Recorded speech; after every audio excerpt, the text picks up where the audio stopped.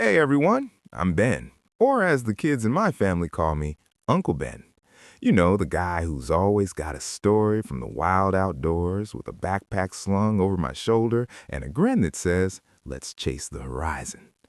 At 35, I've climbed mountains that touch the clouds, kayaked rivers that roar like lions, and hiked trails that whisper ancient secrets. But let me tell you, nothing compares to the time I dragged my two best friends into Echo Canyon, a place so mysterious and dangerous it tested our friendship, stirred up emotions I didn't know I had, and taught me a lesson I'll carry forever. If you're into heart-pounding adventures with a side of real talk about life, buckle up. This story's got it all. Thrills, tears, laughs, and a twist that'll make you rethink what true friendship means. And hey, if you enjoy this, hit that like button, subscribe, and drop a comment below. What's your craziest adventure? Let's dive in. It all started on a sunny autumn morning in Flagstaff, Arizona. Picture this, the American Southwest at its finest, with those massive red rock formations glowing like they're on fire under the blue sky, and the air crisp enough to make you feel alive just breathing it. I was sitting in our go-to diner, the kind with checkered floors, bottomless coffee, and pancakes stacked higher than a hiker's ego. Across from me were my ride-or-dies, Mia and Alex. Mia's this brilliant biologist, 32 years old, with curly hair that bounces when she gets excited about some rare plant or animal. She's the one who keeps us grounded with facts. Like, did you know desert tortoises can live over 80 years and store water in their bladders? Yeah, she's full of gems like that. And Alex, he's our tech wizard, 28, always glued to his gadgets, turning drones into our eyes in the sky. Without him, we'd be lost, literally. I slid this old, crumpled map across the table, my heart racing like I just spotted a hidden trail.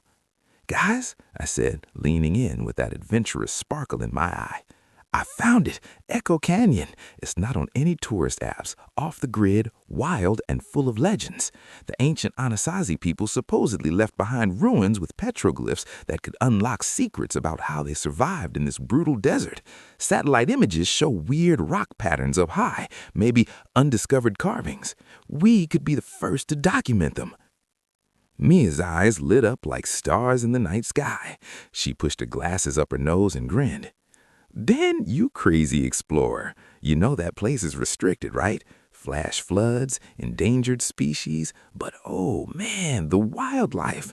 We might spot bighorn sheep clinging the cliffs. Those guys have hooves like suction cups, evolved over thousands of years to navigate sheer drops.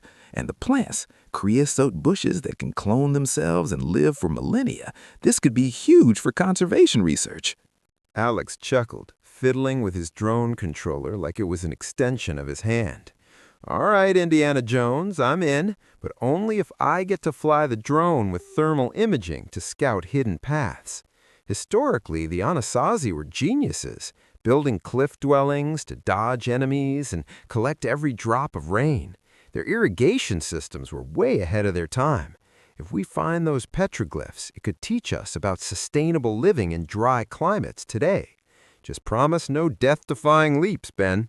Remember that time in the Rockies when you almost turned us into pancakes? I laughed, clapping him on the shoulder. Promise, buddy, this isn't about glory, it's about us. We've been through blizzards, river rapids, you name it. Our friendship, it's tougher than these canyon walls.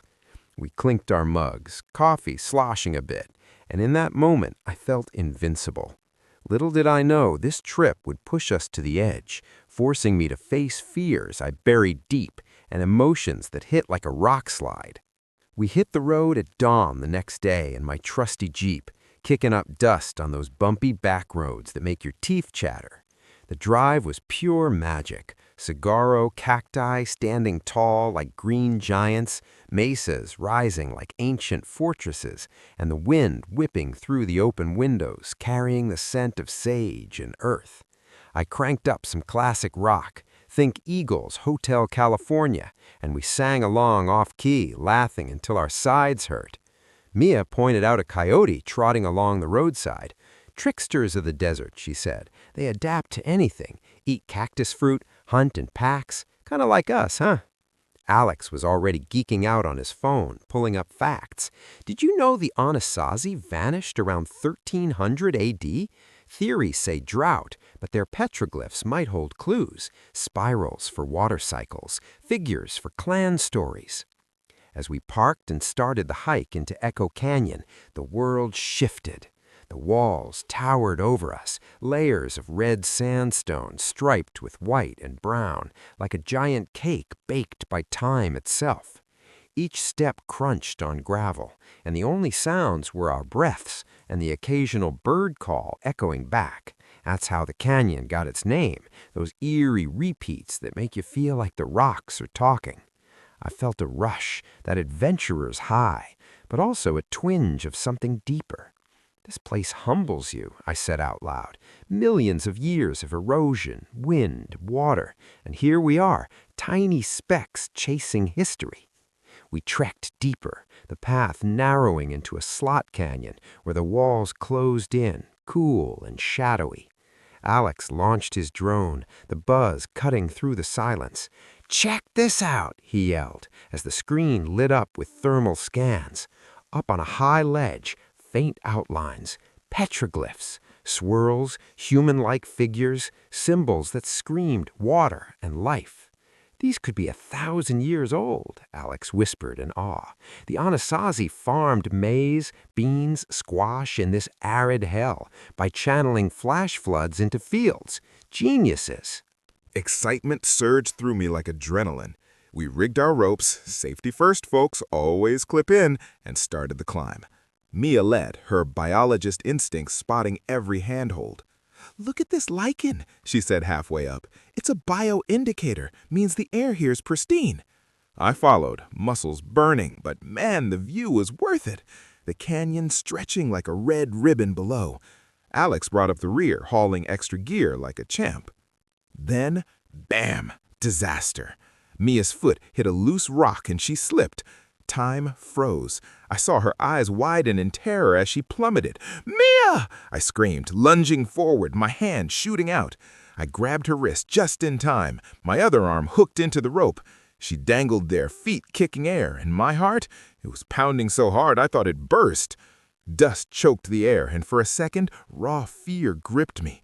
What if I lost her? "Hold on, I've got you," I grunted, pulling with everything I had. Alex scrambled up, helping haul her back. When she was safe on the ledge, she collapsed into my arms, sobbing. "Ben, I thought that was it." I held her tight, tears stinging my own eyes. "You're okay. We're okay." Alex piled on, and we just sat there, a tangled mess of relief and emotion. In that hug, our friendship crystallized. It wasn't just fun times, it was life or death trust. I'd die for these two, no question. Shaking it off, we pushed on to the petroglyphs. Up close, they were breathtaking, etched deep into the rock, stories of survival. Mia sketched the flora around. These yucca plants provided fiber for ropes, food from fruits. The Anasazi wove them into everything. Alex snapped drone pics, his voice excited. "This data could help modern farmers in drought zones. Think California or Arizona today." I traced a spiral with my finger, feeling connected to those ancient people. "They faced the unknown, just like us," I murmured. But as the sun dipped lower, clouds rolled in, dark and heavy. A storm was brewing, and in canyons, that means trouble. The rain started slow, pattering like a warning. Then it unleashed a deluge, turning the ground to mud. "Flush flood!" I yelled over the roar. Water surged through the slot below, brown and furious, rising fast. Panic hit me like a wave. Mia's ankle was twisted from the fall. She couldn't run. I can't," she whimpered, pain etching her face. Emotions flooded me. Guilt for leading them here, fear we'd drown, love that made me refuse to leave anyone. Alex's brain kicked in. Drone spotted a side ledge, higher ground that way. I hoisted Mia onto my back, her arms around my neck, and we slogged through the rising water. Lightning flashed, thunder boomed like cannon fire, echoing endlessly. My legs burned, water up to my knees, then waist. "Don't stop," Alex urged, guiding us. We made it to the ledge just as the flood peaked, waves crashing below like a monster unleashed. Huddled under an overhang, soaked to the bone, we waited.